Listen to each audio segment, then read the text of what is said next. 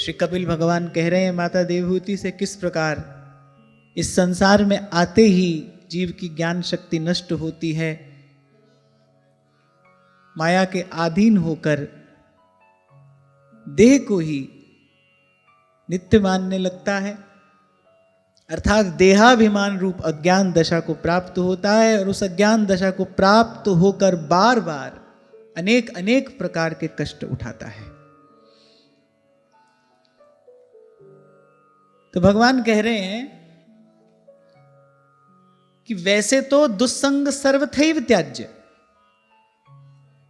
बरु भलवास नरक करित्राता, दुष्ट संग दिन देई विधाता। कल भी आपको मैंने यही निवेदन किया, बड़ी से बड़ी हानि होती हो जाए पर कुसंग में ना पड़ना पड़े। जीव का उद्धार कराने वाला सत्संग है, पतन कराने वाला कुसंग है, सीधी सी बात है। एक व्यक्ति बड़ा सुंदर इत्र लगाकर आपके निकट आए, प्रेम से आपको हृदय से लगा ले, जब वो जाएगा तो उसकी सुगंध रह जाएगी। ऐसे ही मैला कुचैला कोई निकट आएगा, दुर्गंध आ रही है उसके तन से, वो आपको छुएगा, दुर्गंध रह जाएगी। संग के दोष से भी नहीं बचा जा सकता और संग का गुण भी अवश्यम भावी है। हाँ, ये बात दूसरी है कि सत्संग का परिणाम देर से आता है। तभी कहा जब बहुकाल करिए सत्संगा, कुसंग का परिणाम बड़ी शीघ्र आता है। उसका कारण क्या है? क्योंकि जन्म जन्मांतर से जीव को उसका अभ्यास है, विषय का, वासना का भोग करते करते कि तन मन उसका अभ्यस्त हो गया है। उससे संबंधित कोई विचार, उससे संबंधित जब कोई स्थिति आती है तो उसका बड़ी शीघ्र प्रभाव पड़ जाता है। तो एक बात निश्चित है, सीधे सरल शब्दों में सार की बात ये समझ लें भाई, उत्थान कराने वाला, उद्धार कराने वाला सत्संग है और पतन के गर्त में गिराने वाला कुसंग है। और कुसंग से बचने का केवल एक ही मार्ग है, तन ही राख सत्संग में। बस किसी भी प्रकार से, किसी भी रीति से सत्संग के अतिरिक्त कुसंग से कोई नहीं बचा सकता। क्योंकि भाई ये अत्यंत विषम संसार है, माया की प्रबल पवन चलती है, बड़े बड़े ज्ञानियों का ज्ञान बह जाता है, बड़े बड़े तपस्वियों की तपस्या छूट जाती है, और हम तो भाई सदा सदा से इसी व्यवहार के अभ्यस्त हैं। पतनशील प्राणी कहा, सहज ही अभी हमारी चेतना अधोगामिनी ही है, पतनशील ही है।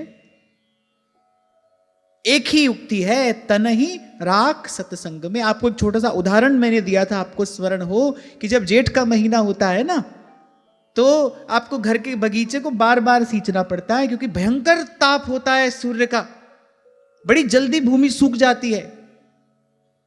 अब इस समय माली कहेगा भाई 2 दिन में एक बार पानी देना, 4 दिन में एक बार पानी देना, लेकिन जेठ के महीने में एक दिन में 2 बार 3 बार आपको सिंचन करना पड़ता है।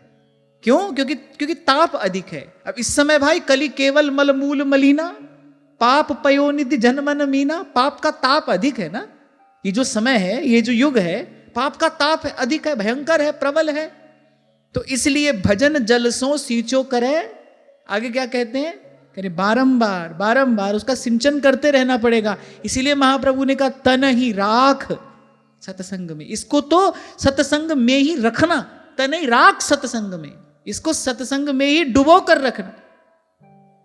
कभी नाम जप, कभी श्री जी की सेवा, कभी सत्संग, कभी चिंतन, कभी ध्यान, इस प्रकार तन ही राख सत्संग में। तो महाप्रभु कह रहे तभी मन भीगा रहेगा, नहीं तो प्रचंड ताप है पाप का, ये हृदय की भूमि सूख जाएगी।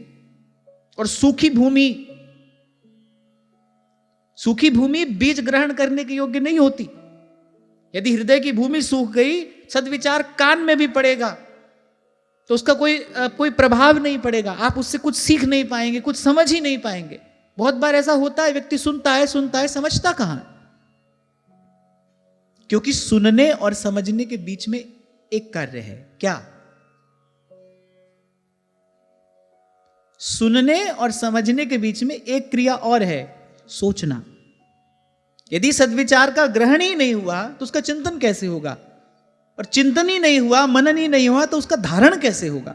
तो जो सुना है उसको जब तक सोचोगे नहीं, जब तक उसका चिंतन नहीं करोगे, मनन नहीं करोगे, तब तक उसका निधिध्यासन कैसे होगा, जीवन में उस सद्गुण का ग्रहण कैसे होगा।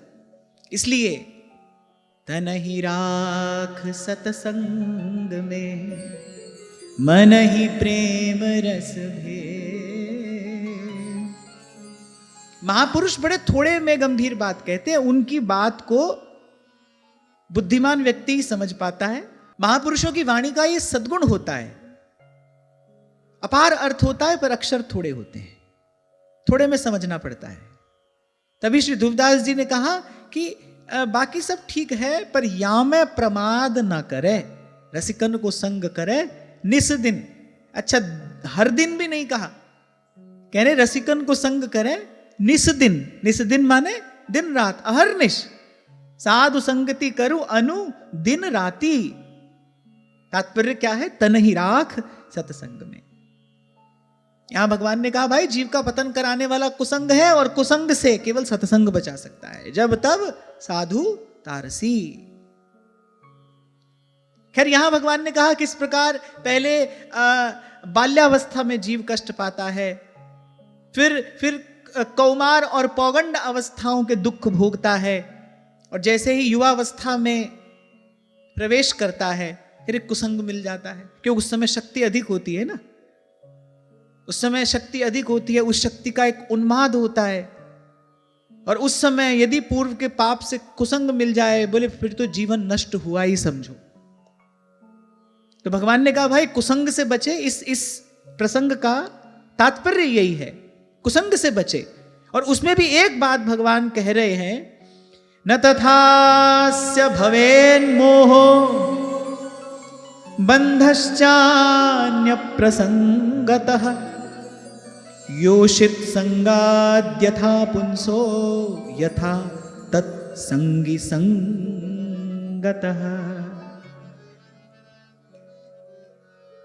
भगवान कह रहे हैं कि इस जीव को किसी और का संग करने से ऐसा मोह और बंधन नहीं होता जैसा स्त्री और स्त्रियों के संगियों का सेवन करने से होता है। पूर्व भी इस बात पर हमने थोड़ी चर्चा की। देखो, सबसे पहले तो स्त्री पुरुष में आकर्षण बड़ा प्रबल है, और स्त्री पुरुष संयोग जन्य जो सुख है वो अन्य विषय सुखों से अधिक है। व्यास जी भी कहते हैं काम रति सुख की निशानी। संसार के जो सुख हैं, जो जितने भी विषय सुख हैं, उसमें जो सबसे बड़ा सुख है वो स्पर्श का ही सुख है। तो स्त्री पुरुष संयोग जन्य जो सुख है वो विषय सुखों में बड़ा सुख है, इसीलिए उसको भोगने वाले को बंधन भी गाढ़ा होता है। ना टूटने वाला बंधन, ना छूटने वाला बंधन। इसलिए भगवान ने यहां स्पष्ट कहा, बोले ऐसा मोह और बंधन किसी और विषय का सेवन करने से नहीं होता जैसा इस विषय का सेवन करने से होता है। और फिर ये उपदेश पुरुष को ही क्यों किया गया? क्योंकि भाई शक्ति पुरुष की क्षीण होती है। कितने दिन तक, ये बात तो आप किसी योग्य वैद्य से, चिकित्सक से, जो शरीर के विषय में कुछ ज्ञान रखता हो, उससे पूछना कितने दिन तक सुव्यवस्थित भोजन, आहार, निद्रा, व्यायाम आदि करने के बाद अत्यल्प मात्रा में धातु पुष्ट होती है शरीर की। स्त्री संग से जितना पुरुष की शक्ति का क्षय होता है उतना अन्य किसी भी प्रकार से नहीं होता। उसका सारा ओज, तेज, उसका बल, उसकी बुद्धि, उसकी शक्ति, उसकी सामर्थ्य सब क्षीण होती है। ये जितने भी शास्त्रों में ये सब बात कही गई है, किस लिए? ताकि जीवन संयम में रहे। क्योंकि भाई ये बड़ा चिकना मार्ग है, निपट सिलसिली गैल। अरे महाप्रभु के इसी संकेत से समझ जाना चाहिए, पारासर सुर इंद्र कलप कामिनी मन फंध्या। एक कौन है? महान योगी। एक महान योगी है और एक महान भोगी है। पारासर सुर इंद्र कलप कामिनी मन फंद्या। करे परे देह दुख द्वंद कौन क्रम काल निकंद्या। जब गोस्वामी जी ने ये लिखा सबके मन मन सिज हरे, तो विचार में पड़ गए भाई अब आगे क्या लिखें।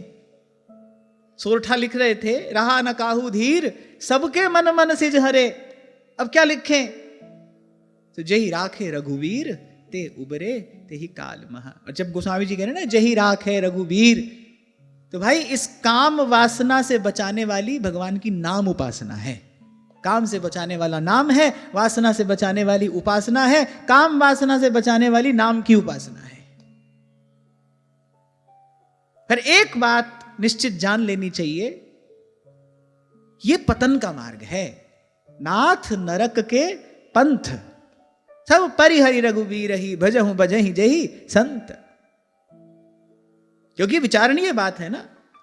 यद्यपि अप्रत्यक्ष रूप से जो बात पुरुष को कही गई है वो बात स्त्री को भी कही गई है।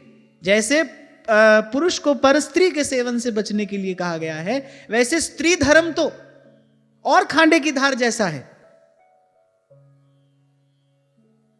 वो तो और कठिन है। पर शक्ति का क्षय जैसा पुरुष का होता है और जैसा शक्ति का क्षय इस विषय भोग से होता है, वैसा किसी अन्य प्रकार से नहीं होता। इसलिए जिस किसी को कल्याण के पथ पर आरूढ़ होना है, उसको तो भाई जीवन में संयम रखना ही होगा, इसके सिवा मार्ग नहीं है। क्योंकि जीवनोत्थान के लिए, अपने उत्कर्ष के लिए, अपने कल्याण के लिए, या सीधा सीधा कहो नीचे से ऊपर उठने के लिए शक्ति चाहिए कि नहीं? कोई गिर जाए और निर्बल दुर्बल हो तो भाई कोई पकड़ के उठाए तो उठाए, व्यक्ति आप नहीं उठ पाता है। गिरने के लिए शक्ति नहीं चाहिए, गिरने के लिए क्या चाहिए? चलते चलते गिरने के लिए क्या चाहिए? असावधानी, असंतुलन। असावधान हुए, संतुलन बिगड़ा और आप गिरे। गिरने के लिए क्या चाहिए? असावधानी, असंतुलन चाहिए। उठने के लिए क्या चाहिए? उठने के लिए बल चाहिए, उठने के लिए शक्ति चाहिए। ऐसे ही जीवन को ऊंचा उठाने के लिए आपको बल चाहिए, शक्ति चाहिए। गिरने के लिए क्या चाहिए? कुछ नहीं। आपको मैं उस दिन कह रहा था, चक्की में पिसने के लिए क्या चाहिए? पड़े रहो, चक्की पीस देगी। बचने के लिए कीली से लगना पड़ता है। जो कीली से लग रहे वाका बाल न बाका हो। बचने के लिए कीली से लगना पड़ेगा, पिसने के लिए कुछ नहीं करना है। पिसने के लिए तो खाओ पियो सो। ये काल की चक्की चल रही है, सब दाने पिस जाएंगे, हम तुम भी पिसेंगे। इन दो पार्टों के बीच में कोई साबुत नहीं रहा। बचने के लिए प्रयास करना पड़ता है। इसलिए मैंने कहा गिरने के लिए कुछ नहीं करना है, तो असावधानी चाहिए, असंतुलन चाहिए। आप ले आओ अपने जीवन में असंयम, हो गया पतन। आप संयम की रेखा पार करो, हो गया पतन। कुछ भी नहीं करना है। जीवनोत्थान के लिए शक्ति चाहिए, शक्ति का संचय करना पड़ेगा। और सर्वाधिक शक्ति का क्षय इसी प्रकार होता है। इसलिए पुरुष साधक तो इस विषय में विशेष रूप से सावधान रहें। और कल भी मैंने आपसे कहा था, ये जो भी कहा गया है, ये किसी भी प्रकार से स्त्री या स्त्री शरीर की निंदा नहीं है। ये तो पुरुष की दुर्बलता कही जा रही है, क्योंकि भाई ये उसकी दुर्बलता है। वो पुरुष होने के अभिमान में स्त्री को भोग्या समझता है और अपना नाश कराकर बैठता है।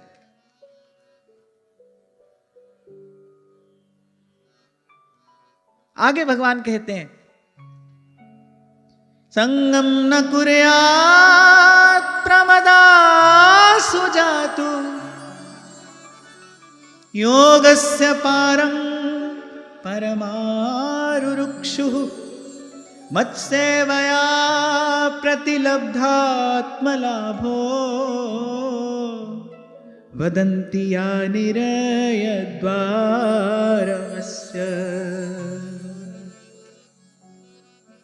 इसलिए भगवान ने कहा, भाई जो पुरुष योग के, ज्ञान योग के, कर्म योग के या भक्ति योग के, बोले इस परम पद पर आरूढ़ होना चाहता हो, अथवा जिसे मेरी सेवा के प्रभाव से आत्म अनात्म का विवेक हो गया हो, बोले वह तो स्त्री संग कभी ना करे, क्योंकि उन्हें ऐसे पुरुष के लिए नरक का खुला द्वार बताया गया है। जैसे शरीर में, मैंने अभी आपको एक छोटा सा उदाहरण दिया, अनेक दिन आप सही प्रकार से भोजन करें और अच्छा भोजन करें, सही प्रकार से आपकी आहार व्यवस्था हो, आपकी अच्छी दिनचर्या हो, आप ठीक से खाते हो, सोते हो, व्यायाम आदि करते हो, तो बहुत काल के बाद शरीर थोड़ा पुष्ट होता है। पुष्ट होने की गति जो है वो बड़ी बड़ी धीमी है, धीरे धीरे शरीर पुष्ट होता है। ऐसे ही मन भी है। अच्छा, या तो ऐसा होता कि भाई केवल शारीरिक शक्ति का एक क्षय होता, नहीं, शारीरिक शक्ति का क्षय तो होता ही है, लेकिन वो जो राग और आसक्ति का बंधन बंधता है, वो जैसी जीव की दुर्दशा और दुर्गति करता है, वो तो कहना ही क्या है, वो तो असह्य पीड़ा देने वाला है। इसलिए भगवान कह रहे भाई जीते जी नरक का मुख दिखा देती है ये आसक्ति, ये वासना। इसलिए जिसको जो कल्याणकामी है, मैंने कहा ना ये सब बात किसके लिए है, आगे भगवान कहेंगे। कहत कबीर सुनो भाई साधो, ये बात किसके लिए है, साधक के लिए है, जो कल्याणकामी है, जो मोक्ष मार्ग का साधक है। या सीधे सीधे शब्दों में कहूं, जो थक गया है, हार गया है, जो फिर इस जन्म मरण के चक्कर में नहीं पड़ना चाहता है, जो प्रभु के चरण रूपी परम पद प्राप्त करने का इच्छुक है, ये बात उसके लिए है। जो कल्याणकामी है उसको इससे बचना चाहिए, सर्वथा बचना चाहिए, स्पर्श से भी बचना चाहिए। अब कोई कहे बड़ा कठिन है, तो कहीं किसी ग्रंथ में, किसी शास्त्र में नहीं लिखा कि ये सब बहुत सरल है। सत्शास्त्र में सीधी सच्ची बात कही गई है, खरो ही कठिन है भजन ढिंग ढरी वो।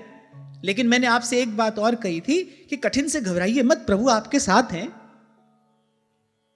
प्रभु की कृपा से कठिन सुगम होता है, दुर्लभ सुलभ होता है, अगम सुगम हो जाता है। सरल तो आप खुद ही कर लोगे, सरल तो आप खुद ही कर लोगे, पर प्रभु की कृपा है तो हम कठिन को सरल करेंगे, हम दुर्गम को सुगम करेंगे। हां, पर एक व्यक्ति को अपने मन में, अपने चित्त में अपना लक्ष्य निर्धारित करके और उस लक्ष्य तक ले जाने वाला जो मार्ग है उसका सतत विचार करते रहना पड़ता है कि भाई ये मेरा मार्ग है। मैंने सदा ही आपसे कहा ना भाई, एक स्वार्थ का मार्ग है, एक परमार्थ का मार्ग है। और सबसे ज्यादा दयनीय दशा किसकी है, जो दोनों के बीच में पड़ा है, जो ना स्वार्थ ही साध रहा है और ना परमार्थ ही साध रहा है। सबसे अधिक दुर्दशा उसकी है जो बीच में पड़ा है। और बुरा मत मानना, अधिकांश ऐसे ही हैं जो बीच में पड़े हैं, उसको छोड़ भी नहीं पा रहे, यहां भी कुछ हाथ नहीं आ रहा। उसी के लिए श्री सेवक जी ने कहा, इत व्यवहार न उत परमारथ, बीच ही बीच जो जन्म गंवायो। अब कोई कहे अरे महाराज उस व्यवहार से तो अच्छा है थोड़ा घना, जहां जो ये कर रहे हैं सोई ठीक है। ना ना ना, ऐसा नहीं है। सही प्रकार से यदि व्यवहार किया है तो धर्मते बिरति जोगते ज्ञाना।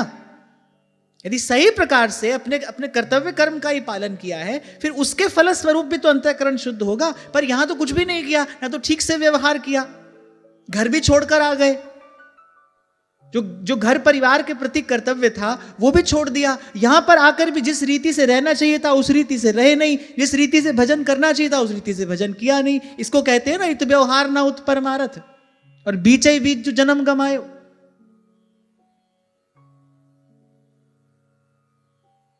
क्या है ना भाई, ये मन उच्छृंखल है, इसको बंधन प्रिय नहीं है। जब भी अनुशासन की बात आएगी, जब भी संयम की बात आएगी, जब भी नियंत्रण की बात आएगी, अरे ये सब भी करना है। हमको तो लगा सिर्फ भजन ही करना है। अब मुझे लगा भाई इसके बिना कौन सा भजन होता है पता नहीं। हमको तो इसके बिना होने वाले किसी भजन मार्ग की जानकारी नहीं है। इसके बिना कौन सा भजन होता है, कौन सा भजन होता है, कौन भजन करता है, किसका भजन करता है, हम तो नहीं जानते भाई।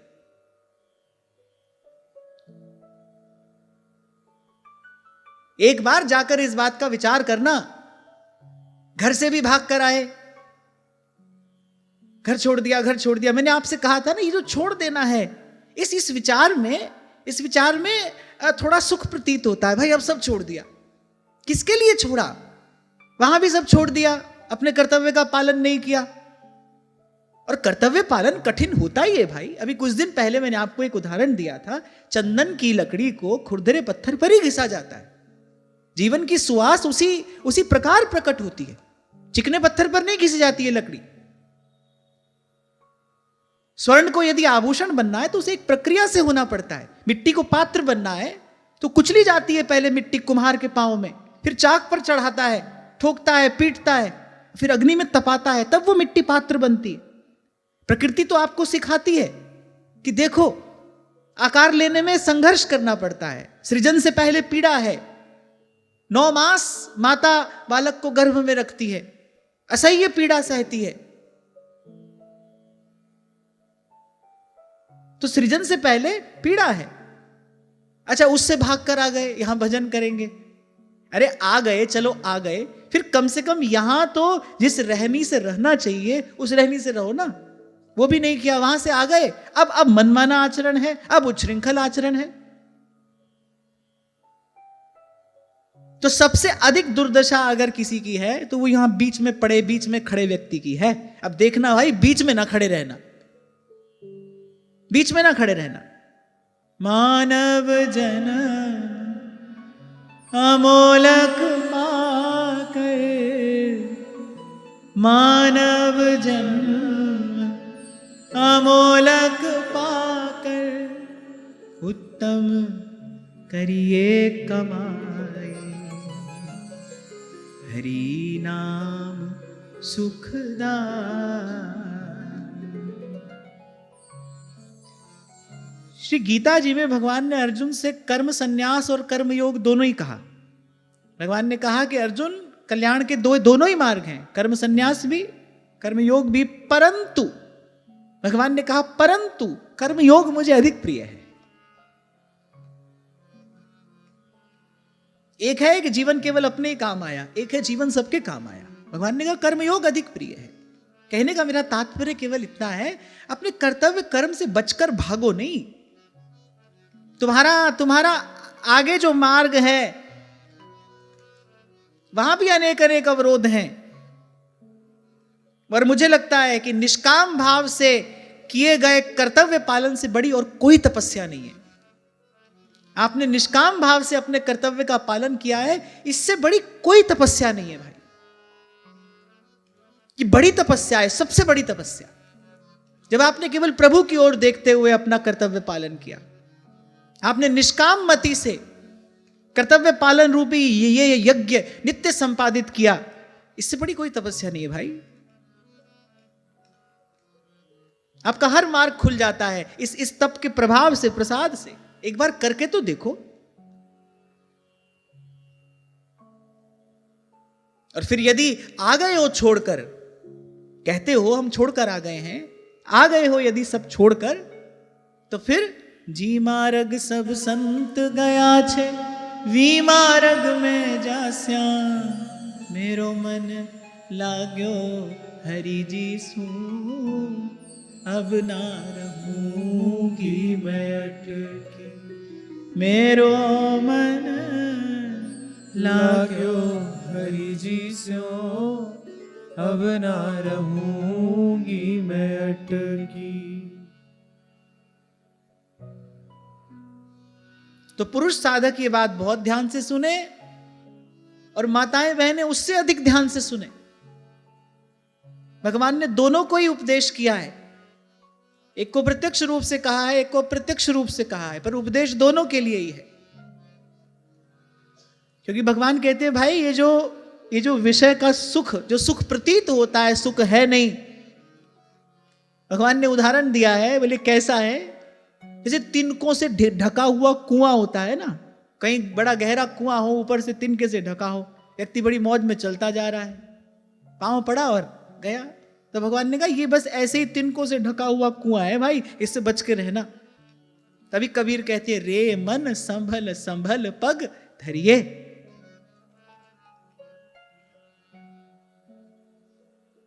आप एक बात का विचार करो, कबीर अपनी वाणी में कहते हैं, मुझे वो दोहा ठीक से स्मरण नहीं है, पर उसका तात्पर्य मैं आपको बता रहा हूं, उसका अर्थ बता रहा हूं। कबीर कहते हैं कि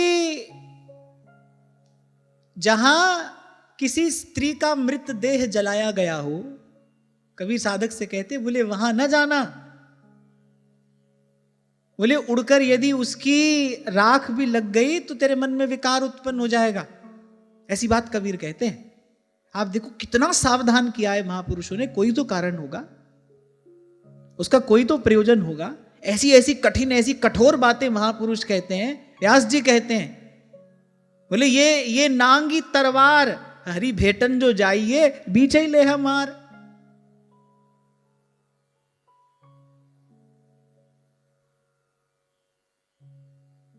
और फिर हमारे ध्रुवदास जी वहां कह रहे हैं, खान पान सुख चाहत अपने, तिनको प्रेम छुअत नहीं सपने।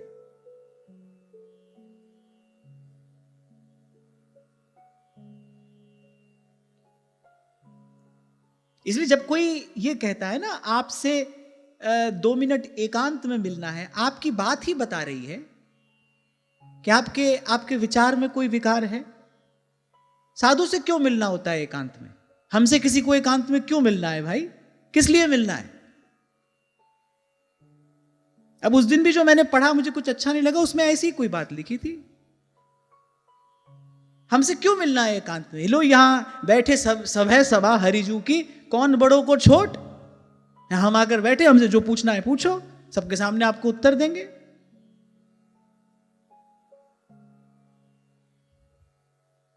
और भाई गुरु कृपा से हमको जो सतपथ सतमार्ग दिखाई दिया है, हम तो प्राणपन से उसी पर चलने का प्रयास करेंगे। कोई क्या करता है इससे मुझे लेना देना नहीं है, कोई मिलता है नहीं मिलता है, मुझे इससे कोई प्रयोजन नहीं है। मुझे मेरे गुरु की कृपा से जो मार्ग दिखाई पड़ रहा है मैं उसी पर चलूंगा। और मेरी किसी के प्रति कोई जवाबदेही भी नहीं है। I am answerable to my guru. मेरी जवाबदेही मेरे गुरु को है और किसी को नहीं। फिर मैं आपको बता रहा हूं कि क्या प्रयोजन होता है इसका, बताइए। आपको आध्यात्म संबंधी कोई जिज्ञासा है, कोई प्रश्न है, तो सबके बीच में पूछना चाहिए। हमसे अकेले मिलकर क्या करना है तुमको भाई? और तुमको जो करना हो तुम जानो, हमको कुछ नहीं करना है। कबीर जी के जीवन में एक बार ऐसा प्रसंग उपस्थित हुआ। कबीर जी ने कहा तुम घर जाओ हमारी बहना, यहां तुम्हारा लेना ना देना, यहां तुम्हारी दाल गले ना। पद है कबीर जी का। और कबीर जी ने तो बहुत फटकारा है साधकों को। किस लिए फटकारा है? कि भाई साधक सतपथ पर चले, चलता रहे, इस तिनके से ढके हुए कूप में गिर ना जाए, क्योंकि पत्ता टूटे डार सो बहर ना लागे बार।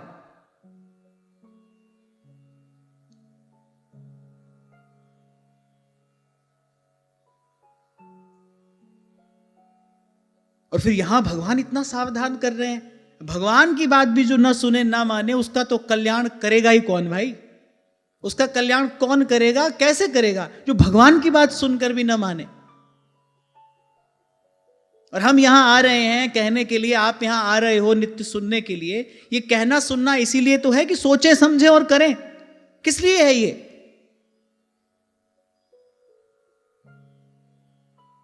कम से कम इस सत्संग सत्र का तो कोई और प्रयोजन है नहीं।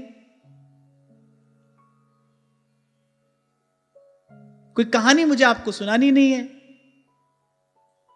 ये तो जो जीवन दर्शन है आचार्यों का, उस पर कुछ चर्चा चिंतन के लिए हम यहां पर आकर बैठते हैं। इसलिए मैंने सरल शब्दों में कहा, ये कहना सुनना किस लिए है कि जो कहा सुना जाए उसको सोचें समझें और फिर करें। माने अंत में ये जो कहा सुना जा रहा है करने के लिए है ये। और कभी भी कहीं से भी किसी को पहला कदम तो उठाना पड़ेगा ना, पहला कदम उठाना पड़ेगा। और ये सारी चर्चा सुन के जिसको ये लग रहा हो कि भाई ये बड़ा कठिन है, तो घबराए नहीं, भगवान की ओर देखे। कुंवरी किशोरी नाम सो उपजो दृढ़ विश्वास। मैं आपको बड़े विश्वास से ये बात कह रहा हूं, आप मेरी बात मान लेना। आप ईमानदारी से यदि इस मार्ग पर चलना चाहते हो तो भगवान पल पल आपकी संभाल करेंगे। भगवान ने कहा है, अनेक अनेक स्थानों पर कहा है, भाई मेरे भक्त का नाश नहीं होता, मेरे भक्त को मैं गिरने नहीं देता, उसका पतन नहीं होने देता। न मे भक्त प्रणश्यति, फकृदेव प्रपन्नाय तवास्मीति च याचते अभयम सर्वभूतेभ्यो ददाम्येतत् व्रतं मम। हम भगतन के भगत हमारे, हम भगतन के भगत हमारे।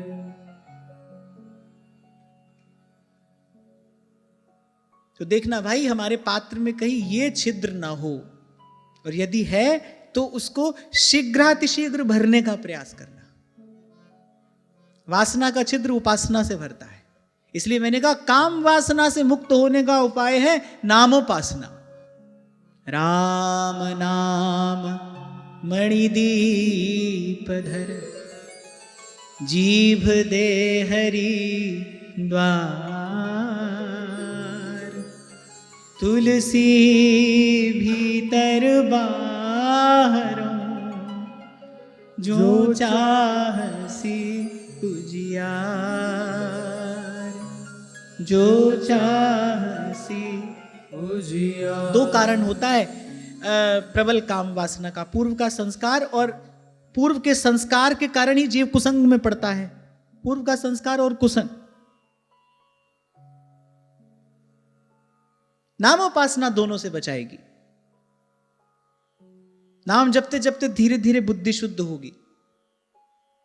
आप स्वयं त्याग करोगे कुसंग का, क्योंकि कल आपसे मैंने कहा था इसका चयन आप करते हो। चयन भी आपने किया है, इसका त्याग भी आप ही को करना होगा। इतना समर्थ आप ही को बनना होगा कि नहीं भाई यहां नहीं जाएंगे, ये नहीं सुनेंगे, ये नहीं देखेंगे, ये बात नहीं करेंगे। अपने भीतर की दुर्बलता तो आपको दूर करनी पड़ेगी। इतना भरोसा रखना, जन्म जन्म के खत जू पुराणे, जन्म जन्म के खत जू पुराणे। नाम ही लेत फटेरे, मेरो मन राम ही राम रटेरे। मेरो मन राम ही राम रटेरे। नामोपासना। और वैसे भी चहु जुग चहु श्रुति नाम प्रभाऊ, पर कलि विशेष नहीं आन उपाऊ। अब तो कोई और उपाय ही नहीं बचा है भाई। योग साधन करने जैसा शरीर नहीं है, इंद्रिय संयम के लिए जैसा मन चाहिए वैसा मन नहीं है। तन दुर्बल हो गया, मन भी दुर्बल ही है। तो इसलिए कलि विशेष नहीं आन उपाऊ। इसलिए मैंने कहा नामोपासना करिए। पुनः पुनः संस्कृति में डालने वाली वासना है काम वासना है। बीज काम ही है। गीता में भगवान ने कहा ना, काम पूरा ना हो, कामना पूरी ना हो, क्रोध होता है। फिर संभ्रम, फिर बुद्धिनाश, क्रम यहीं से चलता है ना। मूल में बीज क्या है? कामना ही तो है, काम है। हाँ, गोस्वामी जी ने कहा काम क्रोध मद लोभ सब नाथ नरक के पंथ। काम, और काम को आज तक किसने पराजित किया है? केवल श्री कृष्ण है, केवल श्री कृष्ण। और आपके मेरे पास श्री कृष्ण किस रूप में है? नाम के रूप में है। और फिर गोस्वामी जी की बात सुने, सुननी चाहिए, क्यों ना सुने, सुने और माने। तो वो तो कहते हैं राम एक तापस तिय तारी, नाम कोटि खल कुमति सुधारी। नाम कोटि खल कुमति सुधारी। राम एक तापस तिय तारी, नाम कोटि खल कुमति सुधारी। एक छोटी सी बात आगे भगवान और कहते हैं, बोले जिसमें आसक्त हुए, स्त्री में आसक्त हुए तो अंत समय में स्त्री का चिंतन होगा, पुरुष में आसक्त हुए तो अंत समय में पुरुष का चिंतन होगा, और अंतमति सो गति। और ये ना समझना है, ये भूल तो बिल्कुल ना कर बैठना, आपको लगे भाई आज कर लेते हैं कल मुक्त हो जाएंगे इससे। जो करोगे आज ही करोगे, जो होगा आज ही होगा, कल कुछ नहीं होता, कल तो होता ही नहीं। जैसे ही आप कल पे पहुंचते हो वो आज हो जाता है कि नहीं? कल कुछ नहीं होता, जो होगा आज ही होगा, अभी होगा, यही होगा। इसलिए महाप्रभु कह रहे न विलंब कर हरि पद भज, न विलंब कर, देर मत करना। ये भूल तो कभी नहीं करना, आज कर लेते हैं कल ठीक कर लेंगे, आज थोड़ा चल लेते हैं इस रास्ते, कल सही मार्ग पर चल देंगे, वो दिन कभी नहीं आएगा। तो इसलिए माया का संग त्याग, हरिजू की शरण लाग, जगत सुख मान मिथ्या, झूठो सब साज है, राम सिमर राम सिमर, एही तेरो काज है, राम सिमर राम सिमर। अंत में भगवान कह रहे हैं इसलिए भाई कल्याणकामी को चाहिए निसंग भाव से संसार में विचरण करे, शरीर को धर्म साधन का माध्यम जाने, खलु धर्म साधनम, इससे भजन करना है, इतनी इसकी संभाल करे कि जिससे तन स्वस्थ रहे, भजन सेवा सहज रूप से होती रहे, बस। कई बार मैंने आपसे कहा, आज पुनः कह रहा हूं कि यही सात्विक जीवन है। पहले हम अपनी आवश्यकता थोड़ी कम कर लें और फिर जो प्राप्त हो उसको भी हम बांट कर पाए। बांट कर पाना बड़ा महत्वपूर्ण है। महाराज कहते कीर्त करो नाम जपो, जोर से बोलो, वंड छक्को। मैं कई बार सोचता हूं ऐसे भी कह सकते थे, छक वंडो, पहले अपना खा लो, जो बच जाए बांटो। नहीं, कह रहे पहले बांटो, जो बच जाए उसको पाओ, वो प्रसाद है। पहले पाओगे तो वो वस्तु है, उसका गुण दोष होगा, बांट कर पाओगे तो प्रसाद है। महापुरुषों की बोलन अद्भुत होती है। कह रहे पहले, सबसे पहले कहा कीर्त करो, कर्म प्रधान विश्व करी राखा। इस कर्म प्रधान विश्व में अकर्मण्य होकर नहीं रह सकते, इसलिए भगवान ने कर्म संन्यास भी बताया, पर कहा अर्जुन कर्म योग मुझे अधिक प्रिय है। कर्म प्रधान विश्व करी राखा, सृष्टिकर्ता ने ऐसी ही इसकी रचना की है। इसलिए सबसे पहले कीर्त करो और साथ साथ में नाम जपो, और भगवान की कृपा से जो प्राप्त हुआ है उसको वंड छक्को। आप देखो जीवन में सुख आनंद बरसता है कि नहीं। अनेक अनेक अनर्थों का मूल, ध्यान से सुनना, अनेक अनेक अनर्थों का मूल, अनेक अनेक विपदाओं का घर धन, उसको कमा के व्यक्ति सोचता है मैं सुख पाऊंगा। ये कितनी बड़ी मूढ़ता है, कितना बड़ा अज्ञान है ये। व्यक्ति सोचता है धन कमाकर सुख पाऊंगा। अरे जिसमें अनेक अनेक अनर्थ बसते हैं, जो अपने साथ उन्माद लेकर आता है, अहंकार लेकर आता है, हृदय को कठोर कर देता है, इतने अनर्थ धन में बसते हैं, उस धन को प्राप्त करके मनुष्य सोचता है मैं सुख पाऊंगा। तभी कहा विद्या ददाति विनयम, विनयाद् याति पात्रताम, पात्रत्वात् धनमाप्नोति, धनाद् धर्मम ततः सुखम। तो अपने मन से ये विचार तो बिल्कुल निकाल देना कि धन से सुख होता है। धन से सुख नहीं होता। मैंने भगवान की कृपा से दोनों स्थितियां देखी है, इसलिए कह रहा हूं बड़ी विनम्रता पूर्वक। आप इसको कोई उपदेश ना समझना। जो सुख पायो राम भजन में, जो सुख पायो राम भजन में, सो सुख नाही अमीरी में, मन लागो मेरो यार फकीरी मन लागो मेरो यार। फकीरी में। अच्छा, कहीं कहीं कबीर जी की वाणी में ये पंक्ति भी मिलती है कि हाथ में कुंडी बगल में सोटा चारों दिशा जगीरी में। मन लागो मेरो यार फकीर। अरे पंक्ति गाने में कितना आनंद आता है। कुछ छिपा है ना इन शब्दों में, आनंद का स्रोत छिपा है इन शब्दों में। कहत कबीर सुनो भाई साधो,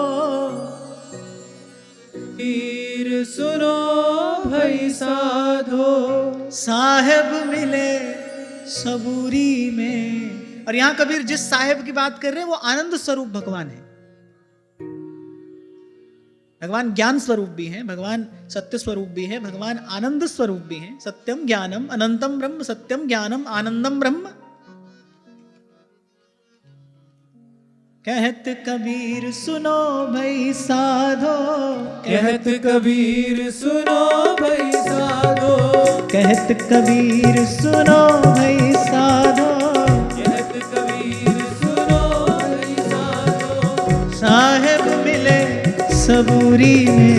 मन लागो मेरो यार फकीरी में, मन लागो मेरो यार फकीरी में। ओ मन लागो मेरो यार फकीरी में, मन लागो मेरो यार फकीरी में। जो सुख पायो राम भजन में, जो सुख पायो राम भजन में, जो सुख पायो राम भजन में, जो सुख पायो राम भजन में। सो सुख नाही अमीरी में। मन लागो मेरो यार फकीरी में, मन लागो मेरो यार फकीरी में। मन लागो मेरो यार फकीरी में। मन लागो मेरो यार फकीरी में। और कल ऐसी आनंद मूर्ति का ही यश तो मैंने गाया। कल जब मैं भोलेनाथ का स्मरण कर रहा था तो उनके इसी आनंद का ही तो स्मरण कर रहा था। दोनों हाथों से सब कुछ बांटकर आप भजन में मस्त रहे। मैंने कभी उनका दर्शन किया है, इसी रूप में किया है। उनको प्रणाम किया है तो उनके इसी रूप को प्रणाम किया है। वो जो भजन भाव में छकी मूर्ति है, अपने अपने दोनों हाथों से वो सदा सर्वदा बांटते हैं। एक हरि चरणों का उपासक आराधक भक्त कैसा हो, ऐसा जीवन महादेव जीकर दिखाते हैं। इसीलिए वैष्णवानाम यथा शंभु वो आचार्य हैं। तुम त्रिभुवन गुरु वेद बखाना, आन जीव पामर का जाना, इसलिए वो आचार्य हैं।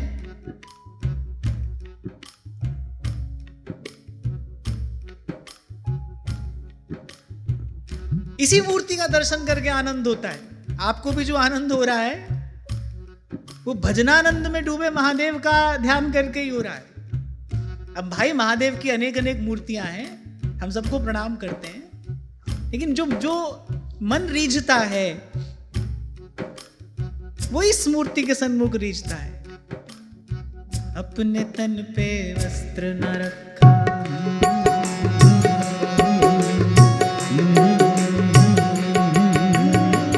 अपने तन पे वस्त्र न रखा, मगन रहे बागंबर में।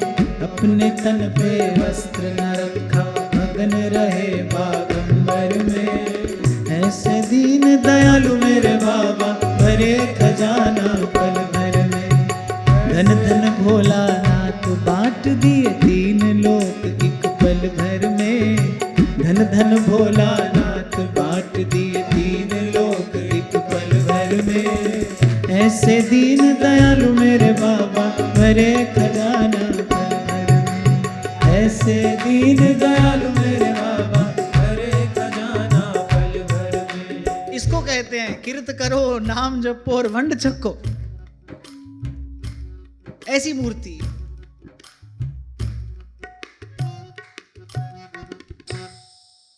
तो मुझे लगता है प्रथम पग बढ़ाना हो, क्योंकि कर्म करने में तो हम सब लगे ही हैं ना। वहां तक पहुंचना नहीं है, वहां तो हम खड़े हैं। अपनी स्थिति को थोड़ा सा सुधार लेना है। जो कर रहे हो उसमें दो चीज जोड़ लो, नाम जपो और जो जो मिले उसको बांट कर पाओ, बस। स्वस्थ सात्विक जीवन शैली का आरंभ हो जाएगा, भजन के योग्य भूमि तैयार हो जाएगी। एक और बात मैं आपको बताऊं, पवित्र आचरण से बड़ी और कोई कमाई नहीं है भाई। चारों ओर प्रलय की अग्नि लगी हो, लेकिन जिसका आचरण पवित्र है वो शांत रहेगा, वो प्रसन्न रहेगा, वो आनंद मग्न रहेगा। और चारों ओर अलौकिक सुख हो, सुविधा हो, साधन हो, संपन्नता हो, सोने की लंका हो, लेकिन जिसके मन में वासना है उसको न दिन को चैन है, न रात को नींद है। क्या नहीं है ये देखिए। हाथ जोड़ ठाड़ो रहो जिसके सन्मुख काल, ऐसी प्रभुता, सोने की लंका, ऐसा ऐश्वर्य, लेकिन उसमें पड़ा रावण, फिर वासना से पीड़ित है, रोम रोम जलता है, चैन नहीं है। और वहां लंका निशिचर निकर निवासा, यहां कहां सज्जन करी वासा। वहां उसके बीच में विभीषण जी बैठे, भज श्री राम, भज श्री राम, श्री राम जय राम, जय जय राम, भज श्री राम, भज श्री राम, श्री राम जय राम, जय जय राम। इसलिए भाई शरीर से साधन करना है, इसकी थोड़ी थोड़ी संभाल रखते हुए दृष्टि अपने लक्ष्य पर रहे। सोई बड़ो सूर। कबीर जी जब सूरमा की बात करते हैं ना, तो कैसा सूरमा, यहां कैसे सूरमा की अपेक्षा है। सोई बड़ो सूर, जहां के नेह भरपूर, हृदय में भगवत भाव भरा रहे, और छुटत ही देह प्राण लागे निशाने पे। इसलिए मैंने कहा, मैं फिर दोहरा रहा हूं, जिसने निष्काम भाव से अपने कर्तव्य कर्म का पालन किया है, जिसने अपना प्रत्येक कर्तव्य कर्म प्रभु की प्रसन्नता के लिए किया है, उससे बड़ा तपस्वी और कोई नहीं हो सकता। वो श्रेष्ठतम तपस्वी है, और तब से ही शक्ति अर्जित की जाती है। तपस्वी ही तेजस्वी होता है, तेजस्वी ही यशस्वी होता है। ये तो सिद्धांत है। जो तपस्वी होगा वही तेजस्वी होगा, और जो तेजस्वी होगा वही यशस्वी होगा। जब मैं यशस्वी कहता हूं तो मेरी दृष्टि में यशस्वी केवल भगवान का भक्त होता है, जिसका यश, जिसकी कीर्ति काल भी धूमिल नहीं कर सकता। कोई भी युग हो, कोई भी काल हो, भगवान के भक्त की कीर्ति अजर अमर होती है, अखंड होती है, अक्षुण्ण रहती है। जैसे भगवान की कीर्ति विमल है, ऐसे भक्त की कीर्ति भी विमल है। जैसे भगवान की कीर्ति अखंड है, ऐसे भक्त की कीर्ति भी अखंड है। मेरी दृष्टि में यशस्वी भगवान का भक्त है। जो निष्काम भाव से ऐसी तपस्या करेगा वही तेजस्वी होगा, और जो तेजस्वी होगा वही यशस्वी होगा। यही जीवन सिद्धि है, यही जीवन का परम लाभ है।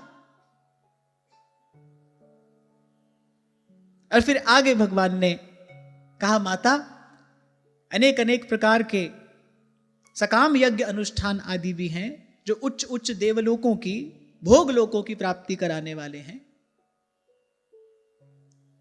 पर जो बुद्धजन हैं, जो विवेकी जन हैं, गुरुजनों की कृपा से जिनकी बुद्धि विवेक संपन्न है, वो तो मेरे इसी निष्काम भक्ति योग मार्ग पर चलकर उस परम पद को प्राप्त करते हैं, जहां पहुंचकर यद गत्वा न निवर्तन्ते तद्धामम परमं मम, जहां पहुंचकर फिर लौटना नहीं होता, फिर पुनः संस्कृति में नहीं पड़ना पड़ता।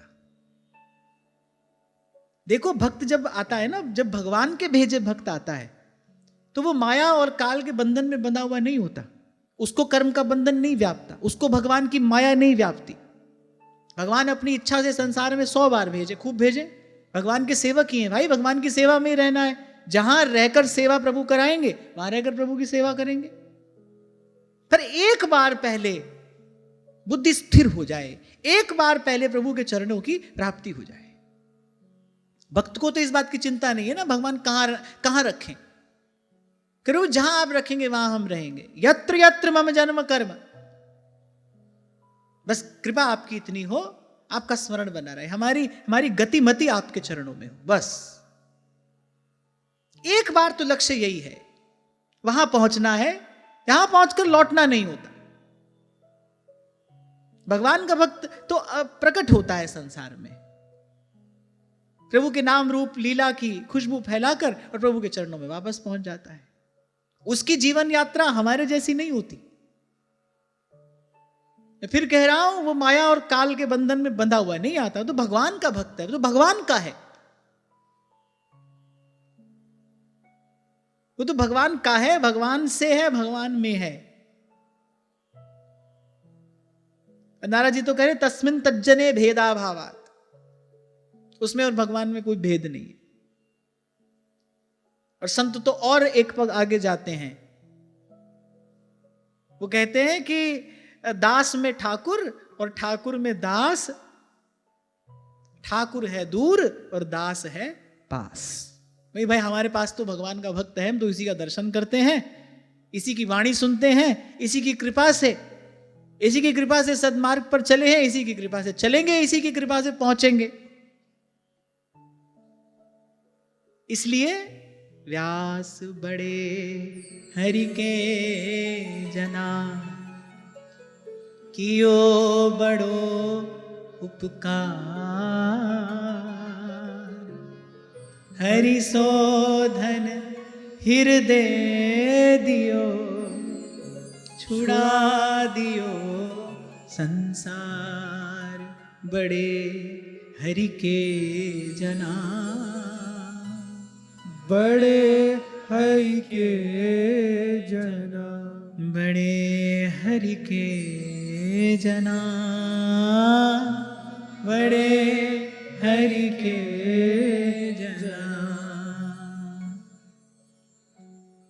और 32वें अध्याय के अंत में भगवान ने कहा कि माता, श्रद्धालु पुरुष को ही, जो विवेकी है, जो श्रद्धालु है, ये जो कल्याणकामी है, उसी को ये अध्यात्म योग कहना चाहिए।